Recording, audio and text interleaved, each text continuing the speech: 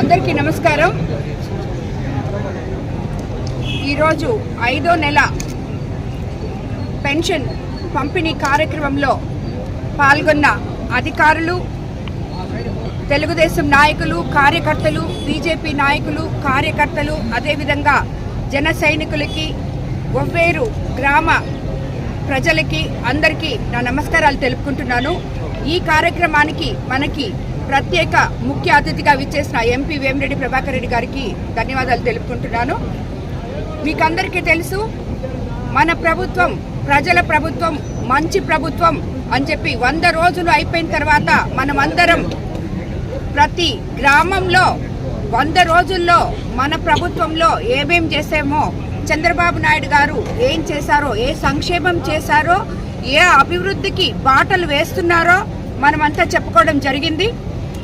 అందులో భాగంగా మనము ఎప్పుడైతే మనకి తెలుగుదేశం ప్రభుత్వం అధికారంలోకి వచ్చిందో మనము 5 ముఖ్యమైన సంతకాలు పెట్టాము. అందులో మొట్టమొదటిది అవ్వాతాతల పెన్షన్ 3,000 నుంచి ఒకేసారి 4,000 చేయడం, మొదటి నెల 7,000 ఇవ్వడం, అదేవిధంగా దివ్యాంగులకి 3,000 నుంచి 6,000 చేసుకోవడం, అదేవిధంగా మన డిసేబుల్ పీపుల్కి 15,000 చేయడం, 5,000 నుంచి ఇవన్నీ చేసుకున్నాం మనం. అదేవిధంగా ఎంతో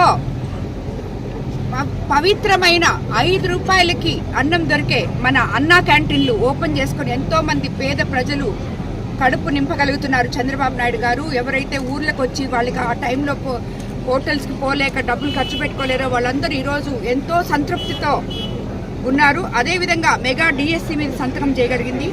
మనందరము మన కోవూరు నియోజకవర్గం ముఖ్యంగా డెల్టా ఏరియా కాబట్టి మన రైతులకు అందరికీ అత్యంత అవసరమైన ల్యాండ్ యాక్ట్ని రద్దు చేయడం జరిగింది. ఇలాంటివి ఎన్నో చేసుకున్నాము. అదేవిధంగా రాబోయే రోజుల్లో మనము ఇక్కడికి వచ్చినప్పుడు ప్రతి ఒక్కరూ రోడ్లు, డ్రైనేజెస్, ఇల్లులు అన్నీ అడగడం జరిగింది.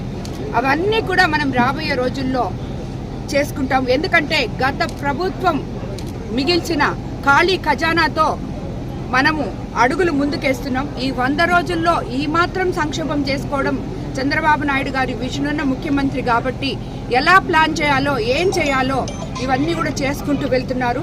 మనము ఏవైతే సూపర్ 6 పథకాలు ఇచ్చామో అవన్నీ కూడా తప్పకుండా నెరవేర్చుకుంటూ వస్తాము. గత ప్రభుత్వం మన మీద చేస్తున్న ఈ విమర్శలు వాళ్ళకి అర్థం కాక 100 రోజుల్లో వీళ్ళు ఇంత మంచి పనులు చేస్తున్నారని ఉద్దేశం అది అర్థం కాక వాళ్ళు మన మీద ఇలా చేస్తున్నారు.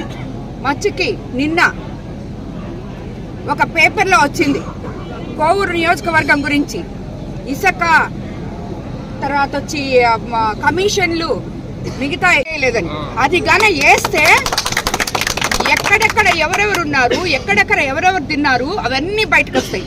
అది చేయకపోవడం మన చేతగాంతనం మాత్రం కానే కాదు, కేవలం వేసి చూస్తున్నాం. వాళ్ళ చేత ఆ కాంట్రాక్టర్ని పిలిపించి నేను వాళ్ళ చేత మీరు రాంగ్ బిల్స్ వేశారు, మీరు పనులు చేయండి అని చెప్పి పనులు చేపిస్తున్నాను ఈరోజు.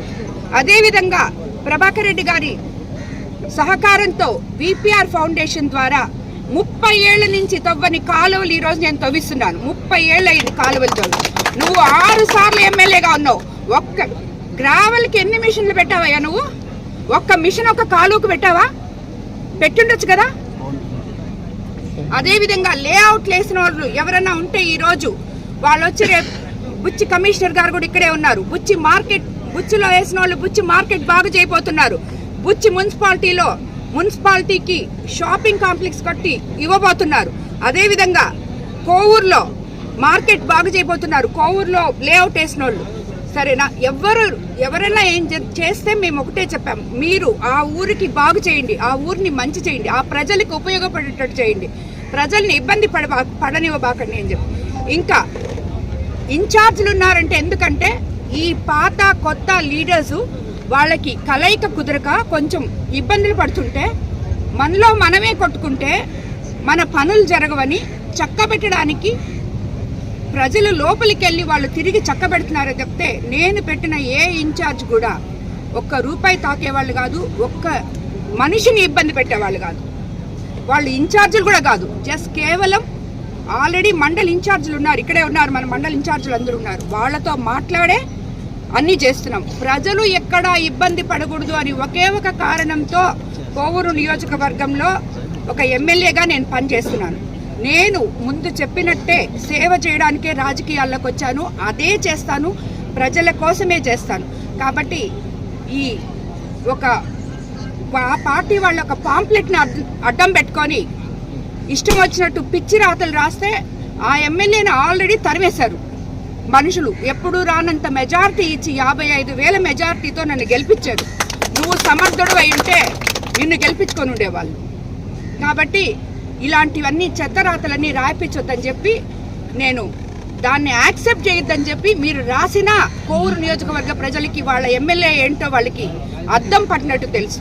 కాబట్టి అందరికీ ధన్యవాదాలు. ఇలాంటివన్నీ ఎవరు ప్రోత్సహించడానికి కూడా చెప్తున్నాను. కోవూరు